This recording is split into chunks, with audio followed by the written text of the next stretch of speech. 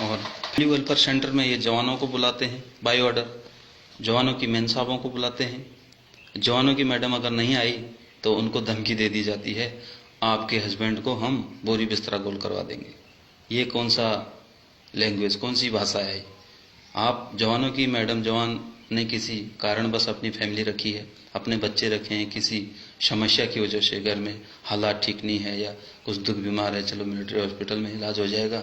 जवान लाता है अपनी परेशानी से, लेकिन उसको फैमिली वेलफेयर सेंटर में स्ट्रेस किया जाता है, क्योंकि इनकी मेन साहब लोगों को भी कमांड करनी है।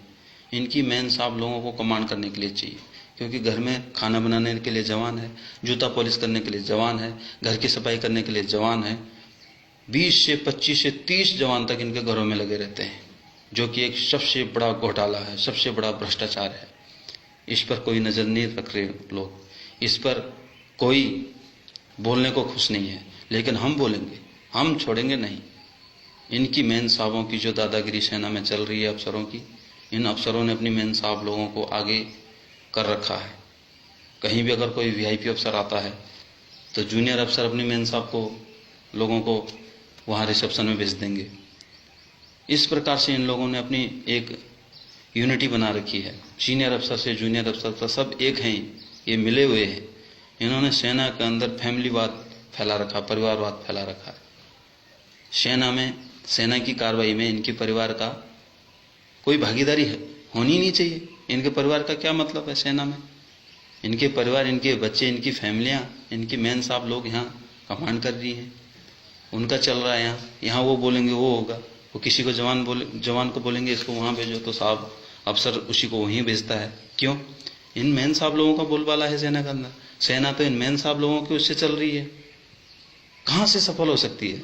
कहाँ से सक्सेस हो सकते हैं हम लोग? इनकी फैमिलियां कमांड कर रही हैं, जिनको कि फौज के बारे में कुछ पता ही नहीं है। वो जवानों को ब्लडी बोलती हैं, उनको सलामी मारनी पड़ती है, उनको सलूट मारना पड़ता है मेन साहब लोगों को। ऑफिसर बोलता है मुझे मारो मत मारो, मेरे मेन साहब को सलूट मारो। तो ये कौन सा काम करवा रहे हो आप हमसे? हम आपके मेन साहब को सलूट मारे तो आप भी मारो हमारी मैडम को सलूट। आप हमारी मैडमों को वहाँ फैमिली वेलफेयर सेंटर में डांस करने को बोलते हैं, आपकी मेन साहब लोग हंसती हैं। आपके बड़े सीनियर अफसर आते हैं, जूनियर जवानों की मेन साहब वहाँ डांस कर रही हैं, नाच रही हैं। ये कौन सा तरीका है आप लोगों का? क्यों इतना परेशान कर रहे हो जवानों को? ये फैमिली वेलफेयर सेंटर क्यों चला रहे हो आप लोग?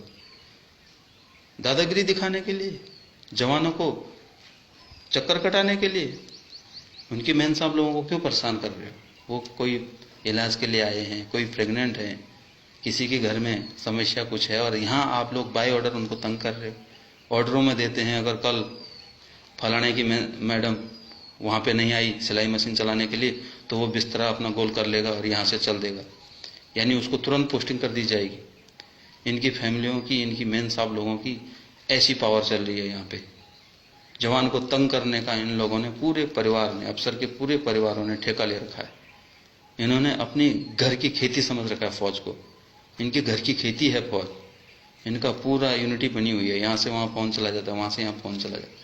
अगर किसी जवान को यहाँ से ये पोस्टिंग भेज भी देंगे तो वहाँ पहले इनका फोन चला जाएगा, देख लेना भाई फलाना बंदा आ रहा है, उसको भेज रहा हूँ, उसको देख लेना। इसका क्या मतलब होता है? इसके मतलब जवानों को अफसरों से खतरा है, जवानों को अफसरों से खतरा है। इनकी यूनिटी बनी हुई है, जवान कुछ बोल नहीं सकता इनको, अपने हक की लड़ाई भी जवान नहीं लड़ सकता। इनकी मेन साहबों की चमचागिरी करो, इनके लिए गाड़ियां लागू हैं। एक फोन करती हैं, 2 सेकंड के अंदर इनके पास गाड़ी पहुंच जाती है। ऐसी हालत कर रखी है इन्होंने फौज की।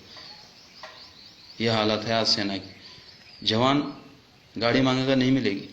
जवान को गोली भी लग जाएगी ना, तब भी गाड़ी नहीं मिलती। मरने दो बोला, शहीद हो जाएगा। लेकिन मेन साहब बोलेगी मेरे पेट में दर्द है, तो 2 सेकंड में गाड़ी आ जाएगी। इनकी मेन साहब को प्रियोरिटी है, जवान को प्रियोरिटी नहीं है। जबकि हकीकत में भारत सरकार जवान को दे रही है, इनकी मेन साहब लोगों को नहीं। लेकिन यहाँ चल रहा सारा उल्टा, सिस्टम पूरा उल्टा चल रहा।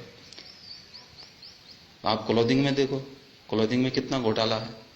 हम पूरी क्लोथिंग खरीद के पहन रहे हैं, एक भी कपड़ा हमारा स्टोर का नहीं है, सरकारी नहीं है, सारा खरीद के पहन रहे हैं। तो फिर ये क्लोथिंग इशू हो क्यों रहा है? ये घोटाला नहीं है? इसकी जांच नहीं होनी चाहिए? जब हमारे पहनने में वो सामान आ ही नहीं रहा है क्लोथिंग वाला, तो क्यों इशू कर रहे हो? बेफालतू का क्यों खर्च कर रहे हो? गवर्नमेंट को क्यों नुकसान में डाल रहे हो? गवर्नमेंट का क्यों खर्चा कर रही थी जब हमने कोई पहनना ही नहीं? हमने अगर कोई सरकारी पहन भी लिया तो अफसर उस पर उंगली उठा देता है, ये कौन सा कपड़ा है तेरा? तो क्यों हमें इशू कर रहे हो आप? जब हमने वो क्लोथिंग पहनना ही नहीं है तो इशू क्यों कर रहे हो हमें? बेवकूफ बनाने के लिए, गवर्नमेंट पर चूना लगाने के लिए सारे मिले हैं, सब घोटाले हो रहे हैं। क्लोथिंग पे भी घोटाला हो रहा है। जवानों का ये जो क्लोथिंग मिलता है ये बंद होना चाहिए, उसके बदले जवानों को पैसा दे दिया जाना चाहिए। खाने पे घोटाला है, वहां से राशन आउट हो रहा है। जवानों को आप राशन का, क्लोथिंग का पैसा दे दो, जवान अपना खा लेगा। सिविल बंदों को भी रोजगार मिलेगा, कहीं कैंटीनें खुलेंगी और हम अपना, जहां हमें 200 रुपये मिलेंगे खाने का, हमारा खाना 100 रुपये में हो जाता है। बाकी का खाना ये आउट कर देते हैं, बेच देते हैं, पैसे ले लेते हैं, पैसे खा जाते हैं, सारे घोटाले में लिप्त हैं। लोग बोलते हैं सेना में घोटाले नहीं होते, तो सबसे ज्यादा घोटाले सेना के अंदर होते हैं, ये दावा कर सकता हूँ, क्योंकि इनको पता है यहाँ मीडिया आएगी नहीं, जवान मुंह खोलेगा नहीं, अनडिसिप्लिन में फंसा देंगे। सबसे ज्यादा भ्रष्टाचार यहाँ है, सबसे ज्यादा घोटाले यहाँ हैं। तो इसके लिए हम काम करेंगे। निश्चित ही ये सब बंद करना होगा, जो अंग्रेजों के समय से चला आ रहा सेना के अंदर, जो मिलिट्री लॉ सन 47 से पहले उस टाइम गुलामी का मिलिट्री लॉ चल रहा है, उसे खत्म किया जाएगा।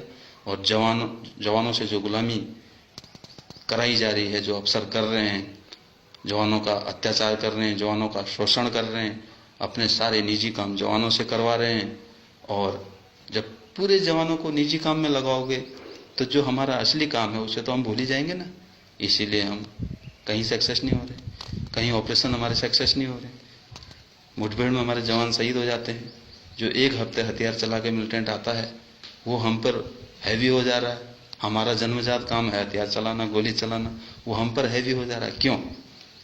इसका कारण यही है, सेना में प्रोजेक्ट ज़्यादा हो गए, स्कूल ज़्यादा हो गई, कैंटीनें ज़्यादा हो गई, बंगलों में सेना के जवान भरे हुए हैं, इनके रिश्तेदारों में सेना के जवान घूम रहे हैं। इस वजह से जवानों का जो हकीकत काम है वो उन्हें नहीं दिया जा रहा है। इस वजह से वो उस काम को भूल के और वहाँ जब जाते हैं तो धोखा खा जाते हैं। तो ये सब चीज़ें, सेना का निजीकरण बंद होना चाहिए।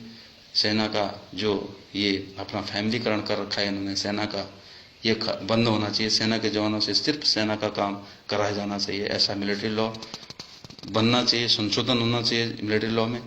और निश्चित ही भारतीय संस्कृति अपना स्थान लेगी और ये काम जल्दी से जल्दी होगा, हम सब लोग, आप लोगों के सहयोग से। जय हिंद, जय भारत।